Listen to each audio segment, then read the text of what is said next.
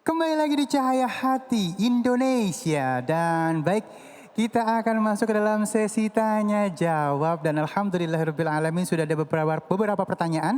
Dan untuk pertanyaan pertama, mohon kesediaannya guruku yang dimuliakan Allah Subhanahu wa taala, Al Ustadz Bobby Herwibowo. Namun untuk kesempatan kali ini kita kasih kesempatan kepada jamaah yang ada di masjid untuk bertanya ya. Baik, Umi ada yang mau bertanya? Silahkan. Assalamualaikum warahmatullahi wabarakatuh. Waalaikumsalam warahmatullahi Nama wabarakatuh. saya Khairiyah dari Majelis Ta'lim Al-Hikmah Cikarang. Mau bertanya Pak Ustadz, jika hati ingin membaca Al-Quran, kemudian badan kita tuh terasa berat dan malas. Apakah ini satu ciri hati yang mati? Nah, dan bagaimanakah cara mengatasi untuk memperbaiki hati kita ini seperti ini? Demikian Pak Ustadz, terima kasih. Assalamualaikum warahmatullahi wabarakatuh. Waalaikumsalam warahmatullahi wabarakatuh. Semua ibadah itu kalau nggak ada rasa malesnya, insya Allah nggak ada setannya itu. Dan ibadah itu paling nggak disukai nama setan. Dan caranya kalau kita malah nurutin malas, ntar setannya tambah gemuk, tambah seneng, tambah bahagia. Maka mulai aja tilawah Al-Quran. Jadi sehari mungkin cuma bisa 2 baris, 2 baris. Nanti biasanya sama seperti semua ibadah. Habib Muhammad Syahab nanti akan cerita juga bahwa semua ibadah itu nyandu. Kalau bisa sehari baca 2 baris, entar mulai ketagihan, yang penting rutin, asal dawam. Nanti insya Allah bisa setengah halaman setiap hari. Kalau setengah halaman terus, nanti bisa 1 halaman, nanti bisa 1 juz sehari. Dan kelihatan dari muka ibu makanya 2 juz sehari bisa ya. Jus jeruk sama alpukat. Ya. Enggak. Insya Allah ini solehah. Iya. Jadi bagaimana, apakah itu tanda penyakit hati? Betul bahwa orang yang sehat hatinya maka akan kuat ibadahnya. Tapi kalau kita bawaannya males, bawaannya enggak semangat untuk ibadah, maka yuk perbaiki. Dan saya berwasiat buat diri pribadi dan semua pemirsa Cahaya Hati, sama-sama terus perbaiki ibadah kita pada Allah Subhanahu wa taala. Mudah-mudahan nanti kita menghadap Allah biqalbin salim. Amin. Dengan tadi itu ayat yang kita hafal. Demikian Ibu. Masya Allah. Terima kasih pertanyaannya dan terima kasih jawabannya Guru. Dan kita akan lanjutkan pertanyaan yang kedua dari media sosial kita nih. Yang mengirimkan adalah @tisya.hd ya, HD. Kadang kita ingin membuktikan kalau kita bisa dan sukses dan membanggakan diri dalam hati. Apakah itu bentuk sombongan hati? Oh, kita meyakinkan, wah saya mah pasti bisa. Jadi kayak ada sedikit ujub gitu. Apakah itu merupakan menyombongkan diri? Kalau dalam urusan motivasi, wabil khusus ibadah, kalau tahajud 11 rakaat insya Allah saya bisa. Kalau sholat tepat waktu berjamaah di masjid, insya Allah saya bisa. Kalau itu ditanamin dalam hati, nggak usah diomongin kemana-mana, untuk motivasi diri boleh. Demikian juga kalau misalnya ini bicara izzatul muslim, tentang kegagahan, harga diri seorang muslim di hadapan orang-orang kafir, apalagi yang menghina Islam, maka membanggakan diri dengan keislamannya hukumnya wajib. Supaya Islam itu ya'lu wa la yu'la alaih, senantiasa di atas. Jadi untuk membanggakan keagama kita, akidah kita, ibadah kita, itu harus ditampilkan. Contoh juga urusan infak, sedekah. Maka kalau misalnya banyak orang pelit, kita tampakkan, boleh apa enggak kira-kira? Kata Allah Subhanahu wa taala dalam sebuah firman-Nya, "In tubdus shadaqat fa ni'mahi." Kalau engkau tampakkan sedekah itu amat baik. Wa in tukhfuha wa tu'tuhal fuqara fa huwa khairul lakum. Tapi kalau kita sembunyikan, lalu kemudian kita berikan kepada orang-orang fakir, jadi tadi terang-terangan boleh, sembunyi-sembunyi juga boleh kata Allah Subhanahu wa taala. Namun yang terpenting Bang Ali dan buat yang si penanya dari medsos ini, yang terpenting semua yang kita lakukan harus karena Allah taala. Masya Allah, terima kasih Guru. Sama-sama. Ya. Dan baik, kita akan lanjutkan pertanyaan selanjutnya. Mohon kesediaannya Guru kita yang dimuliakan Allah Subhanahu wa taala, Al Habib Muhammad Syahab. Nah, sebelum ke medsos, Ali ingin kasih kesempatan kepada jamaah yang ada di masjid. Siapa yang mau tanya nih? Baik, silakan Bu. Jangan lupa namanya ya. Assalamualaikum warahmatullahi wabarakatuh. Waalaikumsalam warahmatullahi wabarakatuh. Perkenalkan nama saya Bu Ade.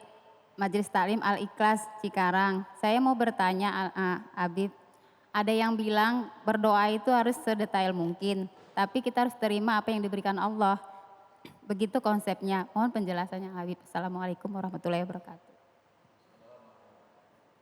Bismillahirrahmanirrahim. Apakah berdoa itu harus sedetail mungkin? Kita minta, ya Allah berikan aku rumah, pakunya sekian, bautnya sekian, ya, kacanya sekian, kan gitu. Iya. Artinya subhanallah, memang kita minta dalam hati pun didengar oleh Allah subhanahu wa ta'ala.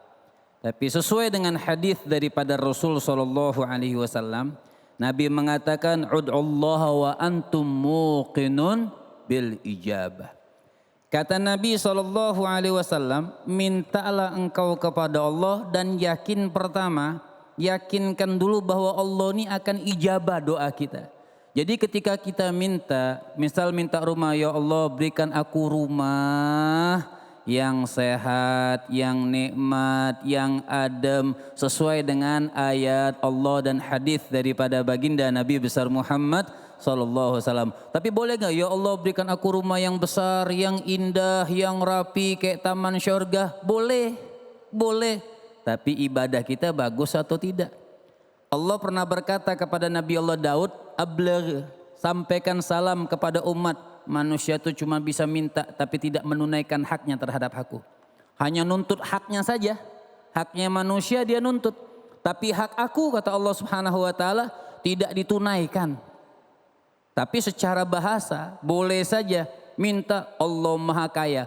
Allah dalam satu hadis, Allah ngasih manusia kekayaan satu dunia beserta isinya, sedikit pun tidak mengurangi kekayaan Allah subhanahu wa ta'ala. Satu dunia beserta satu manusia, bilion-bilion manusia, semua dunia ini dikasih satu dunia beserta isinya, sedikit pun tidak mengurangi kekayaan Allah subhanahu wa ta'ala. Tapi boleh minta kepada Allah, mau detail juga boleh, enggak detail juga boleh.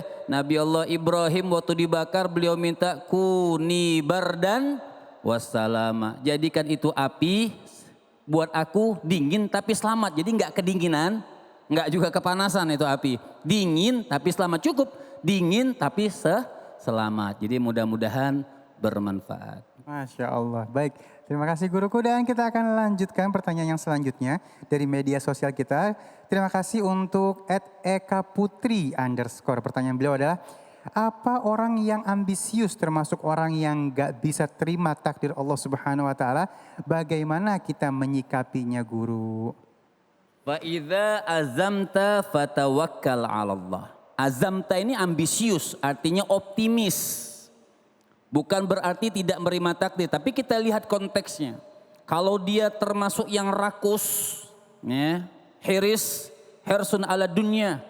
Jadi dia rakus kepada dunia, pokoknya apa saja dia lakukan, mau halal, mau haram dia lakukan, ambisius, harus terjadi, tidak boleh tidak terjadi. Nah, artinya menolak takdirnya Allah Subhanahu wa ta'ala. Kalau dia tidak mendapatkan tersebut, marah-marah, menggerutu. Nah, ini yang tidak boleh. Tapi kalau seperti yang dikatakan Ustadz Bobby tadi, artinya memberi motivasi buat diri kita untuk suatu pekerjaan, boleh saja.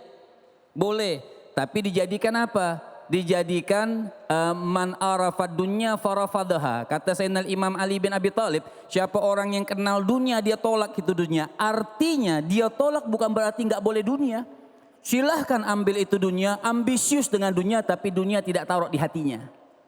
Dunia dia serahkan kepada Allah Subhanahu wa ta'ala. Makanya ambil itu dunia, berjuang dia buat dunia, kerja buat khud nasibak minad dunya. Allah Subhanahu wa ta'ala pun mengatakan ambil bagianmu daripada dunia, ambil, tapi tidak mengalahkan akhirat. Jadi boleh dia optimis, tapi tetap ketika gagal, innama fil man'i al-ata, kata Sayyidina Imam Ja'far As-Sadiq, di situ ada larangan dari Allah, di situ ada tercegahnya yang kita inginkan tidak didapatkan, di situ adalah rahmatnya Allah Subhanahu wa ta'ala. Jadi boleh saja kita mau mengambil dunia tersebut secara optimis tapi tidak rakus dunia. Nah, mudah-mudahan bermanfaat. Masya Allah, jadi jangan sampai serakah ya, berlebihan. Segala sesuatu yang berlebihan Allah tidak suka. Baik, ada beberapa pertanyaan lagi nih Bib. Ini kita mencakup sebenarnya masalah sombong. Ini jadi jadi apa ya, jadi polemik di antara kita bahwa ada yang bilang kalau misalnya ada orang yang sombong, kita balas dengan kesombongan maka ada sedekah di dalamnya. Nah, mohon penjelasannya seperti apa? Ya, nanti boleh dilengkapi. Nabi pernah mengatakan tih alahtiya fa inna tih alatiya sadaqah. Sombonglah fatakabbaru alaman yatakabbaru alai. Artinya sombonglah kepada orang yang sombong. Kalau kuat hatinya. Kita boleh sombong sama orang tapi niatnya mendidik maksudnya. Niat mendidik orang tersebut supaya dia tahu ada Allah. Supaya dia tahu ada langit di atas langit. Artinya ada orang hebat di atas orang hebat. Itu namanya dia mendidik orang tersebut. Maksud hadis di situ mendidik. Kalau dia bisa jaga, tapi kalau dia nggak bisa jaga, nah gara-gara kesombongan aku dia jadi sadar, maka dia juga sombong. Allah pernah berkata kepada syurga ketika menciptakan syurga, anti haramun lil mutakabbir. Allah pernah bilang kepada syurga ketika menciptakan syurga, kau aku haramkan buat orang yang punya sifat sombong. Jadi hati-hati, kalau kita nggak bisa jaga diri kita, biarin orang sombong, kita doakan. Kalau kita tidak bisa menasehati, kita doakan supaya dia terlepas daripada sifat sombong dan kita terlepas daripada sifat sombong. Masya Allah, amin. Dan ada pertanyaan lagi untuk Ustadz Bobby. Ini ngomongin masalah hati yang tadi nih. Kadang-kadang kan ada orang bilang ciri-ciri orang baik adalah yang mudah menerima kebaikan. Nah, kadang-kadang diajak baik ngaji susah. Diajak sholat susah. Apakah itu merupakan konteks bahwa ini orang masih jauh dari kebaikan? Silakan. Ini yang sering kita sampaikan dalam doa kita, sholat kita. Ihdinas siratal mustaqim, siratal ladzina an'amta alaihim. Tunjukkan kami ya Allah jalan yang lurus. Jalan lurus gimana? Jalan orang-orang yang kau mudahkan kenikmatan pada mereka. Mudah untuk ibadah, mudah untuk sedekah, mudah untuk tilawah Al-Quran, mudah untuk melakukan semua kebaikan.